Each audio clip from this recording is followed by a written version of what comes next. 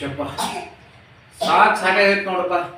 ಆಫೀಸ್ನಾಗ ಕೆಲಸ ಮಾಡಿ ಮಾಡಿ ಐರಾ ಐರಾ ಬಿಡಪ್ಪ. ಇದೆ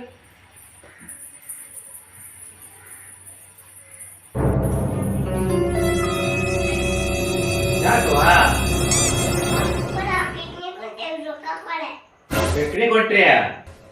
ಬರೇ ಇದಾತ ಮುಂದಿಂದ ತಗೋ.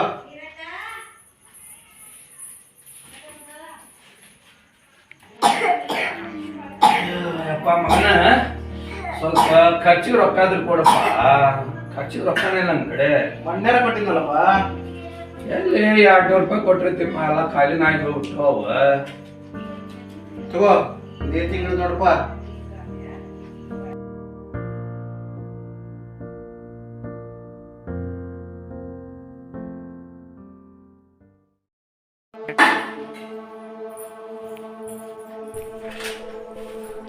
₹200 ಕೊಟ್ಟಿರಿ ಅವರಿಗೆ.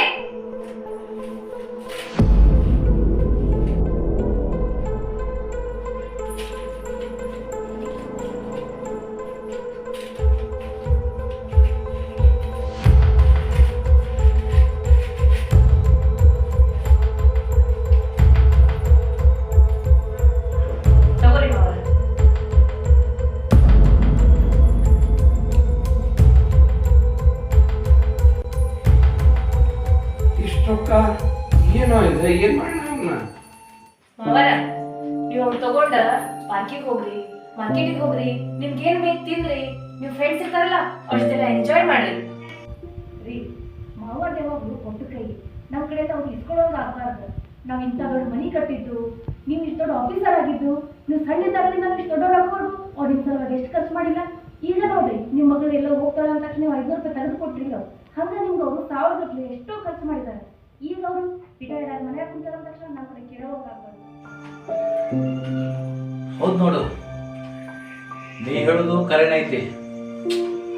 ನಾನು ಎಲ್ಲ ತಪ್ಪು ಮಾಡೀನಿ ಅಂತ ಅನ್ಸಕತ್ತ ನನಗೆ. ನಿನ್ನೆ ಹೆಂಡತಿ ಪಡೆದಿದ್ದು ನನ್ನ ಪುಣ್ಯ. ನನಗಿಂತ ನಮ್ಮ ಅಪ್ಪನ ನೀನ ಚಂದ ಅರ್ಥ ಮಾಡ್ಕೊಂಡಿ. ನಿನ್ನಂತ ಹೆಂಡತಿ ಎಲ್ಲರಿಗೂ ಮನೆಯೊಳಗೆ ಇದ್ರು, ಮನೆಯೊಳಗ ತಂದೆ ತಾಯಿ ಆರಾಮಾಗಿ ಇದ್ದ ಮನಿ ನಂದು ಗುಕ್ಲ ಇದ್ದಂಗೆ ಇರ್ತದ. ಆಮೇಲೆ ಈ ವೃದ್ಧಾಶ್ರಮ ಅನ್ನೋದನ್ನ ಇರೋಂಗಿಲ್ಲ.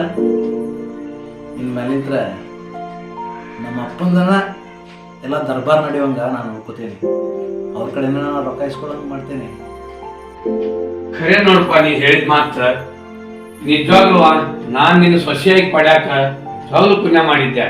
ಯಾ ಜನ್ಮದ ಪುಣ್ಯನೇನೋ ಇವತ್ತು ನೀ ನನಗ ಸೊಸೆಯಾಗಿ ಸಿಕ್ಕಿ ನನ್ನ ಮಗಗ ಹೆಂಡತಿಯಾಗಿ ಬಂದಿ ಈ ಮನೆಗೆ ನಿಜವಾಗ್ಲೂ ಮಹಾಲಕ್ಷ್ಮಿ ಇದ್ದಂಗದಿ. ಎಲ್ಲಾ ಹೆಣ್ಮಕ್ಳು ನಿನ್ನಂಗೆ ಇದ್ದು ಬಿಟ್ರ ಯಾವ ಮನ್ಯಾಗ ಜಗಳ ಜೋಟಿ ಅಂತ ಇರೋದೇ ಅಲ್ವಾ. ನಿಜವಾಗ್ಲೂ ನಾವು ಪುಣ್ಯ ಮಾಡಿದ್ವಿ. ನಿನ್ ಸೊಸೆಯಾಗಿದ್ದಕ್ಕೆ ನಾವು ಬಹಳ ಹೆಮ್ಮೆ ಪಡ್ತೇವ. ಅದ್ರಾಗೇನಿದ್ರಿ ಮಾವರ, ನನ್ನ ಕರ್ತವ್ಯ ನಾ ಮಾಡೇನಿ ಅಷ್ಟ.